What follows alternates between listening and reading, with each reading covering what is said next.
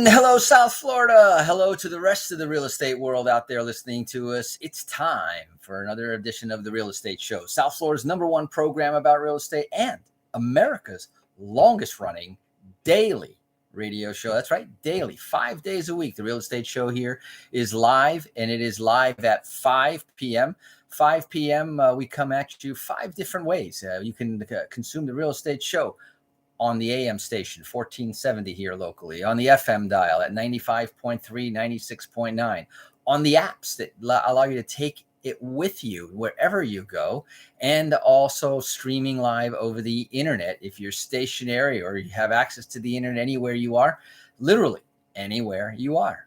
And you can also follow us on Facebook at facebook.com/The Real Estate Show. All together, one word, The Real Estate Show. Yeah, it's a brand new word, all one together, one word. And you can watch us, participate, put in your comments, give us your thumbs up, give us your thumbs down, give us your hearts, but participate. It's a kind of a neat, makes it a little bit interesting for us here in the studio to be able to get some live feedback from our audience. We got a great show for you today. As you know, Mondays is our Monday on a Mission edition of the Real Estate Show. We always like to set up the week, if you will, by putting an overarching theme. And I wanted to talk a little bit about the real estate ladder. We've been talking about, so many different aspects, about the credit, about equity, and how to accelerate the equity, building equity. We talked about house hacking 1.0 week 1, house hacking 2.0 for week 2. I mean, that's how much information and just options that there are out there, and why real estate really is such a great investment. It is the one investment that you absolutely can have an influence. You buy a stock, what influence do you really have? You don't have enough money to buy enough stock to make a difference in the marketplace as an individual. It doesn't matter whether you go to work, don't go to work, whether you're in that company or not in that company. We really, when we buy stocks, we just buy and are literally in the hands of others. And when it comes to real estate, though, on the other hand, no pun intended, it is in our hands, and we have the ability to carefully hand select the type of properties or assets that we get. We have the opportunity to pick our own timing, and here's an interesting thing: you can much better pick timing in real estate than you can in the stock market, the bond market, etc. Try picking your timing in the crypto market. See how that's done for a lot of people, and it's not in a good way. And some people got very lucky and caught the wave in the very beginning. And if they were smart enough to cash in at the right time, but who knows? Who knows what the next move in the crypto market, whether there's another cryptocurrency that then suddenly steals all of the attention.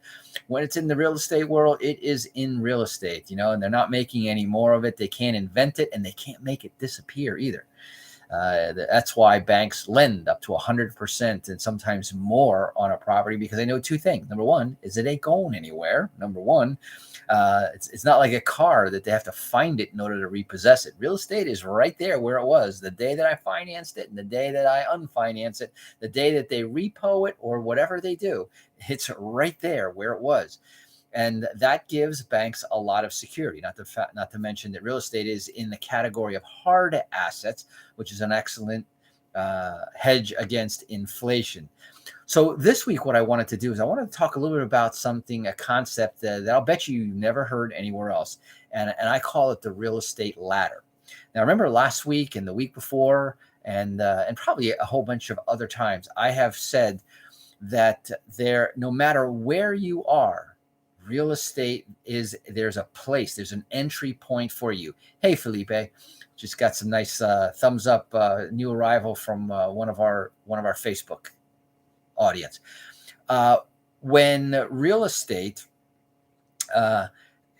whether you have no money or have a lot of money, there's an entry point in real estate specifically for you. Whether you have a lot of credit or no credit or anywhere in between, there's an entry point in real estate for you. And here's the neat thing, and we had this discussion, probably not in enough depth, but I have always said when people ask me, when is a good time for me to buy real estate? And I always say that it's when you can. And if you buy it correctly, in other words, you don't buy negative cash flow properties ever, and don't buy properties that you don't understand or that are too far out of your comfort. And I don't know if I even want to use comfort zone, because I think you need to get out of your comfort zone, but you have to be able to understand, right, what the market value is. You better understand that. And if you don't, you better hire somebody that really does, that you know, like, and trust as well. Then you have to understand what the cash flow from it is, and that's very important. And if you buy something that's not upside down and doesn't have negative cash flow, and you buy it for the medium to long term, once again, real estate is the most forgiving investment asset out there, that if you hold on to real estate long enough, think about it, you could have bought the wrong property, even probably in the wrong place back in the Great Depression, and you would be so happy if you owned that property today. Same thing goes even in the Great Recession. Certain properties, the better properties, come back faster and better. But over time, real estate is kind of like the rising tides, which raise all ships, just not equally. And that's why the three most important words in real estate are location, location, location. And it's funny, I tease even Jordan, our 9-year-old, and I quiz him, and you can quiz him too. You ask him, what's great about real estate? He'll tell you it's the rent checks. You ask him, what's the three most important words in real estate? And he'll tell you location, location, location. I wish I had somebody telling me this stuff at that early of an age. And if I had that sort of a head start in real estate, I can't even imagine where I would be. And hopefully still here on the radio, right? Just still sharing it, but from a completely different perspective as well. But here's the thing. It's never too late. It's never too late. I think the oldest investor coaching client that I had started at age 71 and went on to do very well. And that was a lot of fun. And I've had plenty of 70-year-olds. I've had 80-year-olds. I've had, and here you go. We got a 9-year-old in training. So it's never too soon. It's never too late. And when should you buy real estate? There's my answer: when you can. And that's a conversation that I would love to have with you. And so the word for this week, because today, and starting the week off, we're going to talk about the concept of the real estate ladder. And there's actually a couple of ladders that I want to talk about. There's one on the way, the ladder to get into real estate, and then there is another level, if you will, which is the ladder in real estate. And so we're going to talk about that all week long. We're going to talk about the practical points of that. But if you'd like to have a conversation, a complimentary, no cost, no obligation, just what I call a discovery conversation, then text the word discovery to 561-861-2366. That's 561-861-2366. And I promise you that'll be a conversation with me directly. It'll be complimentary, confidential. It'll never go anywhere else. And it'll be about real estate, the ladder. Where are you on the ladder? Whether it be pre-real estate or in real estate, I can guarantee you that I can take you to the next level if you let me. And that's why all you have to do to start that process is text the word discovery to 561-861-2366. An interesting conversation and is that if you really want to understand yourself and in business, and I think a lot of this is an introspective look at yourself. There are some people that simply are not cut out. Real estate is not a right. Real estate is a privilege. And think about it. 60% of properties here in the United States are owner occupied. 40% are investment occupied, which means that there's a whole bunch of people that do not own real estate, that rent. And a lot of the individual properties are owned by many of the same. In fact, I would say that since 2008, there's been more aggregation under single ownership of real estate than ever before.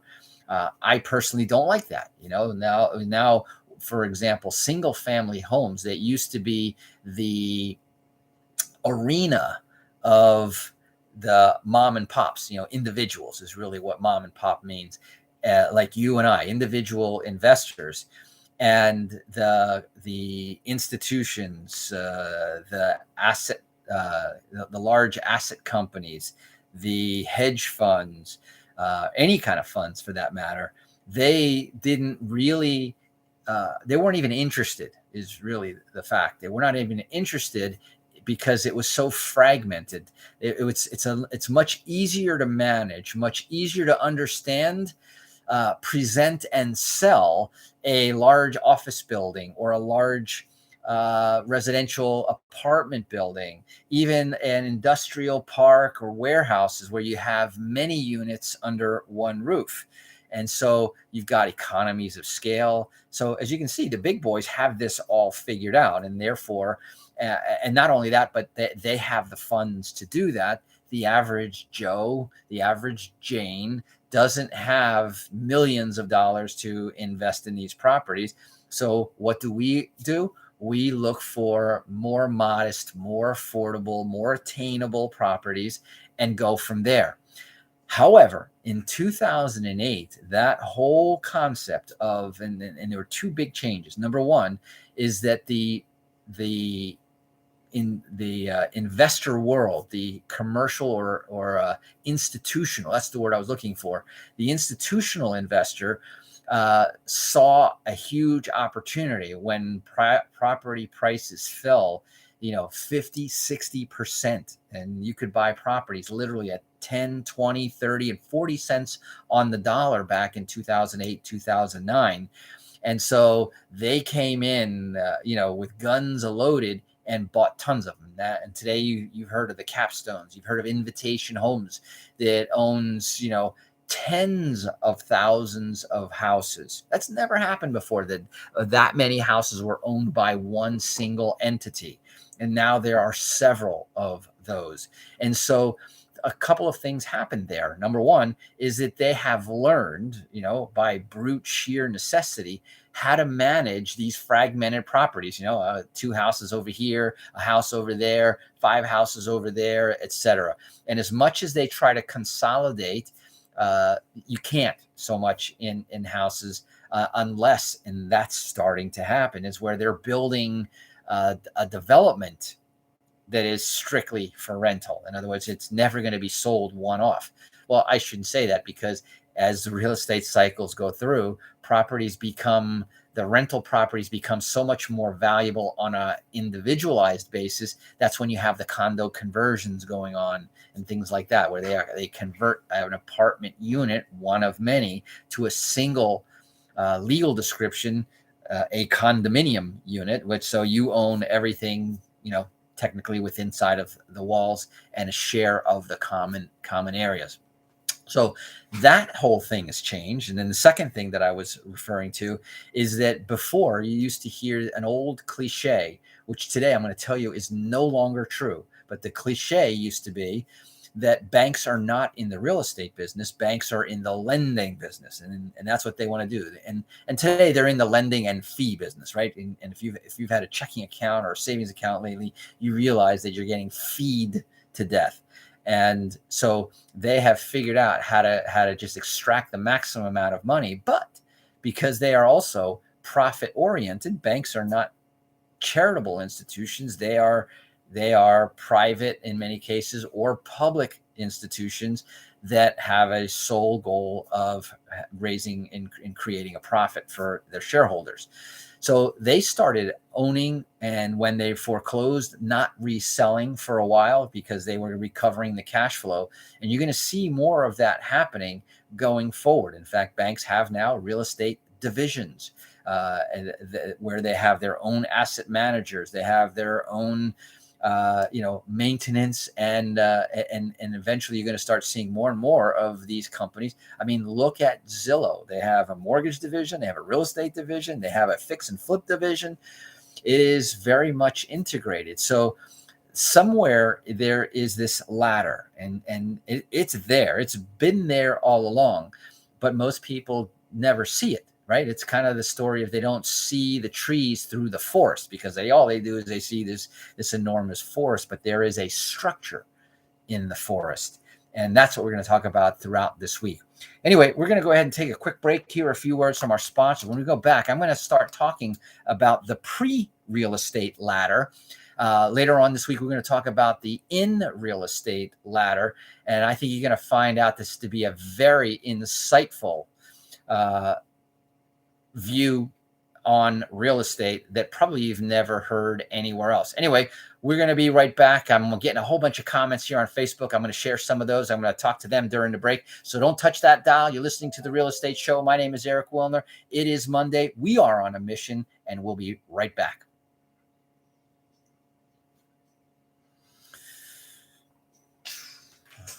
Let me take a quick sip first. Hey, Susanna.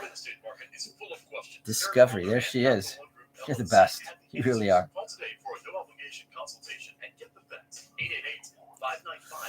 Christopher, how are you? Where are you from, Christopher? I know we got Florida in the house. I'm looking, we got Texas in the house. Hey, Manoush. Sandra, how are you? Simi and Pratim. Oh, no, that's the same person, and Simi and Mitchell. Sometimes they combine the names here. Felipe, always great to see you. Everybody have a good Thanksgiving. Not Thanksgiving, Halloween. And you now have your annual supply of sweets and candy. I think we still have candy from last Halloween that I was just clearing out. And I said, listen, from now on, we're going to put all the candy in a Ziploc bag. We're going to put the date on it. And when we hit 6 months, doesn't matter if it didn't get eaten. I don't really eat candy anymore anyway. Happy November 1st is right. The real estate, man. I have a new sort of, I don't want to call it a nickname, but we're going to start talking about, the debt shredder man, because I have been saving people hundreds of thousands of dollars on their mortgages, which is really creating hundreds of thousands of equity too, which is really cool. And we're going to come back now. And welcome back. For those of you just joining us here, you're listening to The Real Estate Show, South Florida's #1 program about real estate, America's longest running daily radio show, also out of the great state of Florida. When I saw one of those hats that says "Make America Florida Again," I'll tell you, I am very proud of our governor. He has held a very, what I call a very pro-American stance. I know that this might sound as a political statement. It's not meant to be that. But this country was built on, right, the freedom to make choices, the freedom to have freedom, the freedom to go out and make a living, right, the freedom to, the pursuit of life, liberty, and happiness.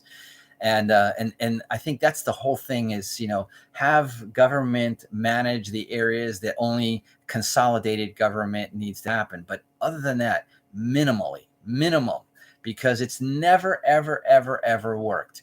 Where the more that the government, they're not good at housing. They never have been. They're not good at providing food. They've never been even close to what private sector can do. They're good at regulating when things get abusive, and we want to watch for the monopolies, or what we may now have is more like an oligarchy. But the thing about real estate, and it's one of the last bastions of where you can really be, and I always like to say it is the most American business that there is. There's nothing more American than American dirt, the real estate. And so here's the beginning conversation, because there's this ladder. And I've done this presentation for a couple of high-level real estate groups and some coaching clients that none of them paid less than $20,000 to be in that group. And so this is the first time ever that I'm sharing this conversation publicly on the radio. And I'm really doing this because, as you know, I have we have our radio show overarching mission, which is to enable, educate, and empower more people to own a piece of the American dream. Because I firmly believe that the more owner occupant owners that we have, more owners of real estate, the greater pride of ownership results in better properties, better, safer communities. It's a whole mindset and mentality. We're going to talk about tomorrow a little bit more about mindset, mentality, and personalities. And have you ever heard of the DISC analysis? DISC, talking about dominant, the introvert, the what's the S's in for the social, and what we're going to, and I'll break all of those personalities around, but the whole concept of where you are on the ladder has a lot to do with your dominant personality traits. Now, it's not that every single personality trait isn't a great real estate investor, but it helps you be a better investor if you understand what your dominant traits are, how your personality, how your programming works. Because there's some people, I'll give you an example. Like I had helped one person become a real estate investor, successful in his own profession, did well at his profession. But when he became a landlord, oh man, the wheels came off the wagon. And the first time that he got a tenant call in the middle of the night, it worried him to no end. He took him, completely off of his train of thought, and rather than understand that he had the ability to buy real estate and transform his idle cash and low earning cash into much higher appreciating cash flowing cash. But what he needed to do was hire a property manager. To him, he saw that as a complication, and he said, I'd rather get out. And to this day, some of his friends have blown right by him in terms of net wealth, and he wasn't built to be a landlord, but he could have been built to be a passive real estate investor very easy. He could have been built to be a joint venture partner on certain individual projects, and understanding that, and that's why it's so important. Now, you also hear me say that everybody is in real estate, right? No matter who you are, you're in real estate. The question is, and there's two types of people that when it comes to real estate, there's the people in real estate that own it, the 60% owner occupied population that we talked about, or you're on real estate. In other words, you use real estate, you live in it, on it, you work on it, you drive on it, you do your recreation on it. There's no escaping being on real estate. The question is, are you the owner of the real estate? Are you the beneficiary of the value of real estate, the use, the income, the equity appreciation, the equity buildup, the ability to create additional equity and force in spite of the market, a higher value, or to benefit just from the waves of appreciation that come in the cycles that they do? And you want to be, and believe me, you want to be in real estate versus on, because on are the ones that write the checks, right? You pay your rent check if you're a renter. If you work in an office or you work in a building, your labor, part of your hourly labor, is going to the landlord so that you have a place to work. So that's the first concept. So to start out, even if you're a renter, that's the first entry point in the pre-real estate ladder. Now, from there, you could take the next step up, and maybe you don't have the down payment, the credit, or any of the things, and maybe you were able to fall into a situation where you could rent to own, and maybe that's formalized in a contract. Maybe it's just that you've been renting there so long that you've had a conversation with your owner, and you know that at some point in time he would entertain, if you could ever qualify, he would entertain selling that house for you. We have agreement for deed level. We have the actual ownership level with I would say, outside of institutional financing to institutionally financed to free and clear ownership. And that is, and of course, at that point, now you are an owner when you get to the agreement for deed level, when you get for the ownership level, no matter which financing source that there is. Anyway, as I promised, I want to deliver that part of the conversation, the first part of the ladder to you today. Tomorrow, we're going to talk a little bit more about the personalities. Maybe you'll find some interesting things that might resonate with you, and maybe you'll want to take the next level. Because remember, you can do this one day, or today can be day one. Text discovery if you want a complimentary discovery conversation to 561-861-2366. Once again, that's 561-861-2366.